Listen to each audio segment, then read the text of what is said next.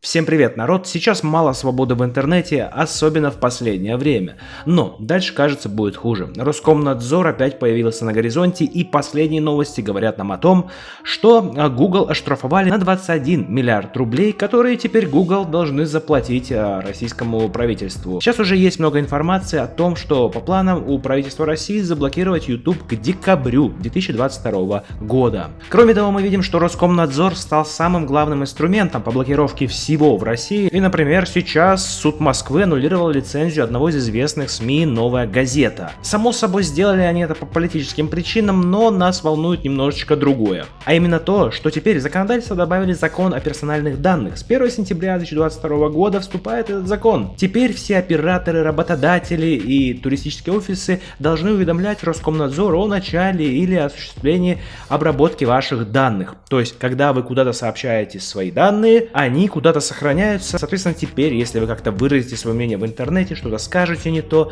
вас очень легко найдут. Ну и, конечно, последняя новость, после этого мы перейдем к играм. Роскомнадзор выделил 57 миллионов рублей на разработку системы Oculus. Это автоматическая программа, которая будет ловить неугодную информацию. Однако нужно помнить, что есть обходные пути, чтобы попасть в нужный вам уголок интернета, и для этого рекомендую вам использовать VPN Surfshark. VPN — это виртуальная частная сеть, которая обеспечивает вам безопасность и вашу конфиденциальность. При помощи Surfshark вы маскируете ваши действия в интернете. При подключении сети все эти сведения как будто бы затираются. Что это значит? Это значит, что вы можете спокойно изучать интернет. Зарубежные сервисы, к которым уже нет доступа. Что немаловажно, это безопасность. Это, знаете, как надеть каску, когда ты находишься на стройке. Потому что если что-то упадет сверху, уже будет поздно. Ну и раз уж мы заговорили, что сейчас очень много моментов, где интернет ограничивается, куда сложно попасть, добраться по разным причинам, то с VPN Surfshark можно виртуально путешествовать по миру. Просто нажав на одну кнопку, вы меняете свой IP-адрес, и, например, если вы находитесь в Италии, вы перемещаетесь в Канаду, для того, чтобы получить самый большой каталог фильмов на Netflix. То есть все очень удобно, безобидно и быстро. Подобным способом вы можете посещать другие страны и потоковые сервисы, которые, например, недоступны в вашей стране. Ни одна блокировка не остановит вас. С VPN Surfshark вы можете находить также выгодные предложения на таких сайтах, например, как Amazon. Неважно, заблокированы они у вас в стране, доступны. Surfshark вы забываете об ограничениях и упущенных возможностях. Ну и, конечно, последний момент, который стоит обсудить, это безопасность общедоступных сетей Wi-Fi. Если вы, например, отдыхаете в кафе, путешествуете, на вашем устройстве ваша работа заставляет вас использовать важные данные, и вы не защищены в общественных местах. Так вот, Surfshark и здесь помогает. Он шифрует ваши онлайн-данные и заботится о вашей цифровой безопасности. VPN сохраняет в тайне ваше местоположение, историю загрузок, шифрует весь интернет-трафик и в целом дает вам уверенность в завтрашнем дне. И это лишь часть фишек, которые Surfshark может предложить. А для моих подписчиков есть специальный промокод. Поэтому переходите по ссылочке в описании, используйте VPN Surfshark и мой промокод. Ну и, конечно, оставайтесь в безопасности, но с информацией, которая так необходима, чтобы разбираться в происходящем вокруг вас. Уверен, в наше время это поможет многим.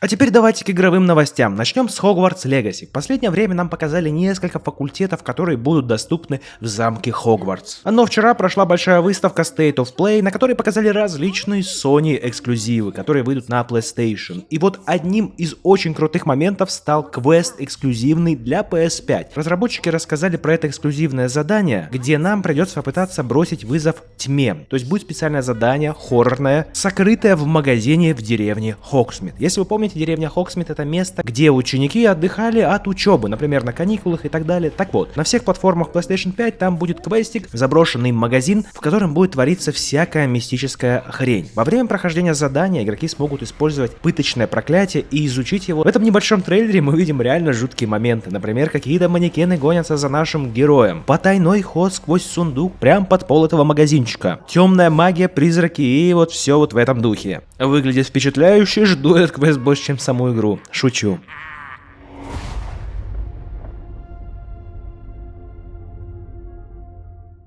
А сейчас немножко вернемся к событию, которое было до выставки PlayStation. Там была презентация Ubisoft и куча новых ассасинов. Конечно, самым важным ассасином для нас является Assassin's Creed Mirage, потому что он выйдет уже в следующем году. И чтобы не быть банальным, я специально накопал информацию, про которую почти никто не рассказывает. Она была добыта одним из журналистов у разработчиков напрямую. Assassin's Creed Mirage будет возвращаться к корням первой части. Я вам рассказывал об этой игре еще в виде слухов, когда она не была анонсирована, но теперь есть подробности. Начнем именно с Миража, а потом перейдем к другим играм Assassin's Creed, которые выйдут в будущем. Изначально Мираж планировался как дополнение, но позже проект превратился в полноценную игру, потому что разработчики решили, что раз уж они отправляются в Багдад, то нужно что-то масштабное сделать. У Assassin's Creed Mirage не будет никаких микротранзакций или каких-то магазинов, чтобы купить какое-то там барахло, этого ничего не будет. Для игры не будут делать сюжетные дополнения или DLC. Игра разрабатывается на движке Valhalla, но геймплей доработали в стиле ранних частей серии. То есть будет паркур, то есть будут более четкие перемещения и больше стелса. Главным героем станет Басим, которого мы встречали в Assassin's Creed Valhalla. Герой сделан для игры с нуля, он будет двигаться как профессиональный ассасин, а не как викинг, то есть это будет, как я уже говорил, возвращение к истокам. Будет несколько типов экипировки, например, нагрудник или шлем можно будет поменять, а костюмы будут меняться только целиком. Также костюмы не меняют характеристики главного героя, просто визуал, косметика. У Басима будет скрытый клинок, можно будет убивать любого противника с одного удара, как это опять-таки было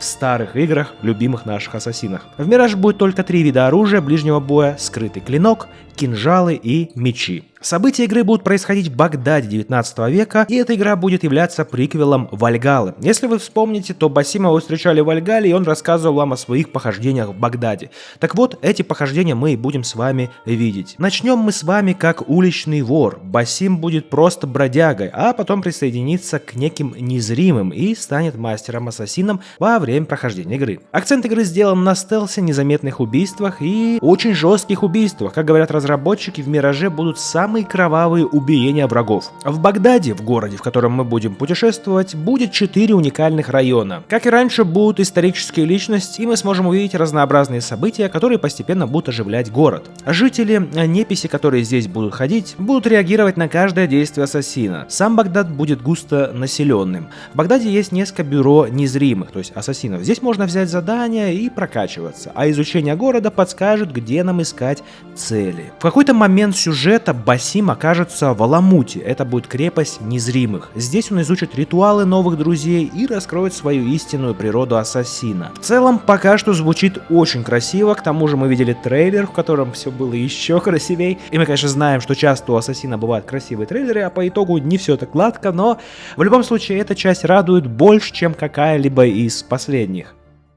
Также интересной частью Assassin's Creed станет игра про ведьм. Это очень странно, но это тот ассасин, которого я бы хотел видеть и который не связан с теми старыми ассасинами про Эцио и про Альтаира. Во время презентации все той же Ubisoft Forward, про которую мы с вами говорим, была анонсирована Assassin's Creed Codename Hex. Это игра про ведьм. Разработчики называют ее самой необычной в серии. О сюжете проекта ничего не сообщалось. Фанаты получили только короткий тизер с логотипом. Но в этом логотипе была пасхалка. Раз уж мы с вами говорим о деталях в играх, о пасхалках, оказалось, что в этом тизере, в этом маленьком логотипе есть интересная деталь. Фанаты расшифровали рунические надписи вокруг логотипа игры и, возможно, определили век, в котором будет происходить вот эта игра Codename Hex. И вот что они узнали. Надпись во внешнем кольце сделана алфавитом, созданным в 13-14 веке, и использовался он в оккультных текстах. И символы в круге и пентаграмме тоже удалось прочитать. Здесь использовался тот же алфавит, но буквы перепутаны. Правильный порядок чтения задавался их расположением и удаленностью от центра логотипа. В комментариях к этому ролику немецкоязычный фанат ассасинов объяснил, что в 16 веке похожие пентаграммы использовались как символ защиты от зла. И да, вы, наверное, сейчас скажете: Пазл, ты что тут нам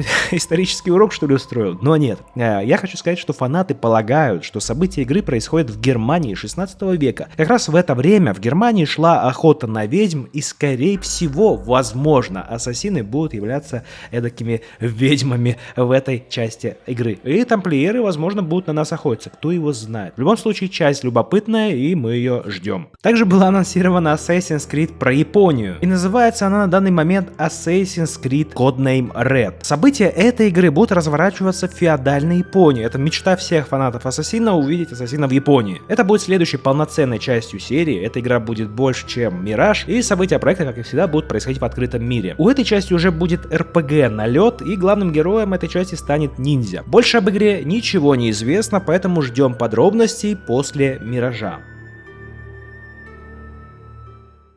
Ну и сейчас самое интересное, многие, наверное, зашли ради этого. GTA 6, скорее всего, в ближайшее время все-таки будет анонсирована. Причина здесь в том, что Rockstar Games постепенно начинает прощаться с GTA 5 и GTA Online. Мы знаем, что они выпустили не так давно ремастер, он не сильно чего-то добавил, не сильно поменял игру, но на днях компания поблагодарила разработчиков за многолетний труд. Rockstar Games сделала специальную страницу с титрами, где поблагодарили сотрудников за GTA 5 и GTA Online. На ней представлен список студий, например, можно встретить Rockstar North и Rockstar Toronto, а также различных разработчиков. На этой странице было опубликовано небольшое заявление, в котором Rockstar говорили: GTA 5 и GTA Online являются результатом многолетних усилий нашей глобальной команды. Мы хотим выразить признательность и поблагодарить всех, кто внес свой вклад в создание этих игр, начиная с их первоначального запуска в 2013 году и до сегодняшнего дня. Многие фанаты Rockstar и игр GTA сразу увидели в этом некий подвох, потому что зачем прощаться, зачем писать вот такое вот письмо спустя столько лет? Скорее всего, потому что приходит конец эре GTA 5 и GTA Online, что в принципе меня лично радует. Я уже хочу увидеть эру GTA 6. А что думаете вы, народ? Напишите, пожалуйста, ваше мнение об этом в комментариях, интересно будет почитать. Значит ли это обращение Rockstar хоть что-то, или это ни на что влиять не будет? Напишите, пожалуйста, в комментах. Ну а у меня на этом все. Спасибо вам за просмотр, народ. Всего крутого и счастливо.